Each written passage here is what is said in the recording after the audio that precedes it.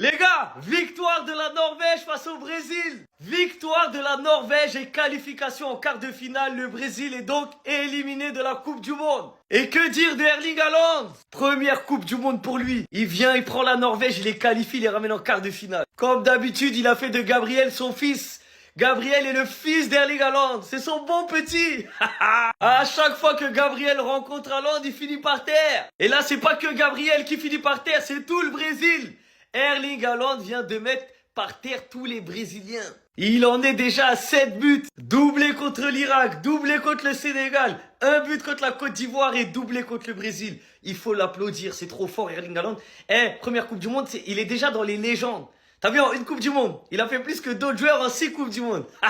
Et les gars, si je dois trouver un fautif côté Brésil, je vous le dis, Vini, pour moi, doit prendre ses responsabilités. Le Brésil a eu un penalty. Il pouvait ouvrir le score 1-0. Et Vinicius, c'est lui la star. C'est lui le buteur de cette équipe. C'est lui le leader, normalement. C'est dans ces moments-là qu'on veut qu'il soit le leader du Brésil. Et qu'est-ce qu'il fait? Au lieu de tirer son tir au but, il donne à Bruno Guimaraes. Mon gars, tu joues au Real. Tu joues au Real.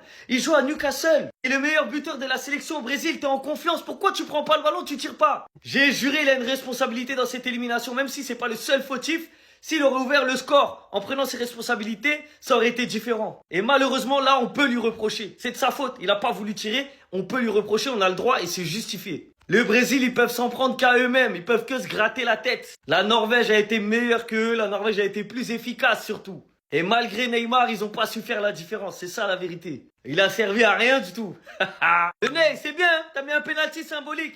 Mais tu vois, même le comportement que t'as à la fin, il fait pitié. En mode, tu vas provoquer le gardien, etc. Frérot, fais-toi tout petit. Tu t'es fait éliminer par la Norvège, tu vas te faire éliminer, fais-toi petit. T'es là, tu veux tout remettre à toi, moi je suis le meilleur, je sais pas quoi. Arrête, là t'as pas le droit de parler. Bravo à la Norvège et bravo Erling Haaland. Franchement, quel joueur.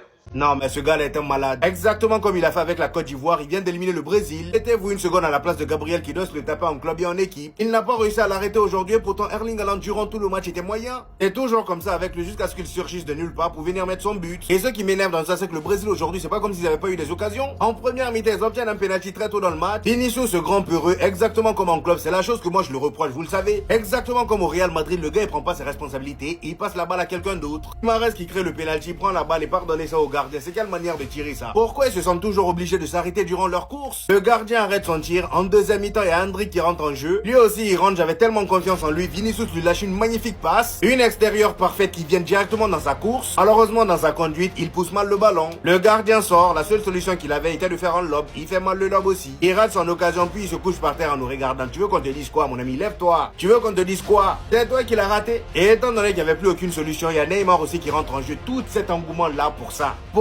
Techniquement parlant, c'était tellement pauvre. Je parle du Brésil en général, c'est trop lent. Même la Norvège aujourd'hui, c'était pas terrible. Odegaard a été chaotique. Et face à cet homme-là, qu'est-ce que vous voulez? Le gars éclate son but à la 79e minute. Juste avant ça, il aurait pu marquer sur cette occasion-là, mais il l'a pas fait. Il marque son but de la tête et vers la fin, il claque le deuxième but devant la surface avec plein d'audace. Il tire, ça rentre. À la fin, Neymar réussit à marquer le penalty comme un symbole et c'était la fin. Le Brésil est éliminé. Merci Neymar. Moi, je peux pas en vouloir à Vinicius. Bien qu'au niveau de sa forme, étant le meilleur joueur brésilien, j'aurais voulu qu'il prenne le penalty. Mais comment je pourrais finalement lui en vouloir, l'ayant laissé à un mec qui est censé mieux tirer que lui les penalties? Le problème, c'est surtout ce mec, comme beaucoup d'autres joueurs qui essayent, ils ont cru qu'ils pouvaient tirer les penalties comme Neymar. Alors qu'on attend juste d'eux qu'ils allument les cages. Mais ils sont plutôt là pour se foutre de notre gueule. Lui aussi, Faut le fumer en fait. Non seulement d'avoir ruiné la plus belle passe décisive de cette édition de Coupe du Monde, de Vinicius qui élimine son vis-à-vis, qui lui envoie une passe millimétrée, cassant 3 lignes par la même occasion, le mettant face à face avec le gardien pour qu'il vienne buter sur lui avant que Haaland vient de marquer le premier but, mais aussi le deuxième, égalisant ainsi Mbappé et Lionel Messi au nombre de buts dans cette édition de Coupe du Monde. Et le Brésil, j'arrive pas à y croire, est éliminé de la Coupe du Monde contre la Norvège. Quel manque de sérieux, quel manque de confiance, quel faible niveau affiché par certains joueurs de cette sélection. Bien avant que ça commence, on s'y attendait, mais on est quand même déçus. Surtout quand il y avait autant de la place pour le Brésil, mais qu'au final, personne ne soit là pour définitivement porter cette équipe. Bien que je sois pas brésilien, je suis vraiment déçu de certains niveaux de cette sélection, par qui j'attendais quand même un plus grand apport, un plus grand sérieux. Pardon. Excuse-moi Erling Haaland, excuse-moi, je m'excuse. Ah les gars, qu'est-ce qu'il a fait ce soir? Les gars, je présente mes excuses à Erling Haaland. Oui, j'avais dit qu'Erling Haaland, dans les gros matchs, il a tendance à être surcoté. Est-ce que j'avais raison, est-ce que j'avais tort? C'est à vous de me le dire. Mais force est de constater, les gars, je m'excuse. Là, en ce moment, je m'excuse. On a tous le droit de faire des erreurs. On a tous le droit. On a tous déjà changé d'avis. On a tous déjà fait des erreurs. On a dit des choses.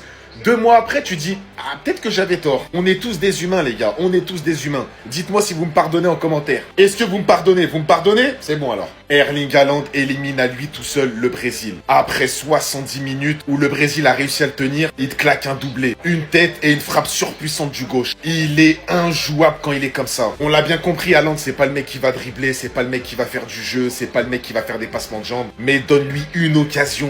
Donne-lui juste un ballon bien placé, il va te la mettre au fond. Et ce soir, ça a pas manqué. Le Brésil n'a pas réussi à tenir Erling Haaland. Il en est à 7 buts, si je me trompe pas, dans cette Coupe du Monde. C'est énorme. Surtout que c'est sa première Coupe du Monde. Bravo Erling Haaland, j'ai rien à dire ce soir.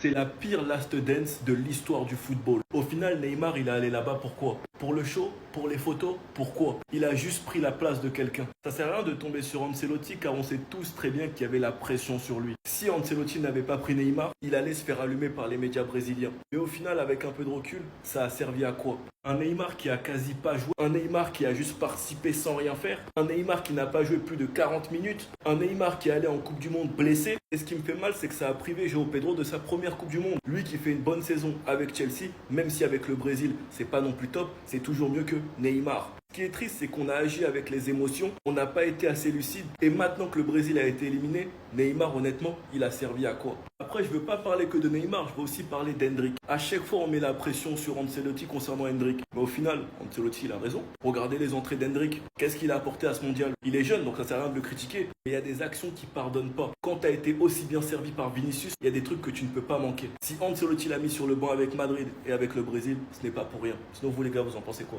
Ramenez-vous sur cette on s'ennuie.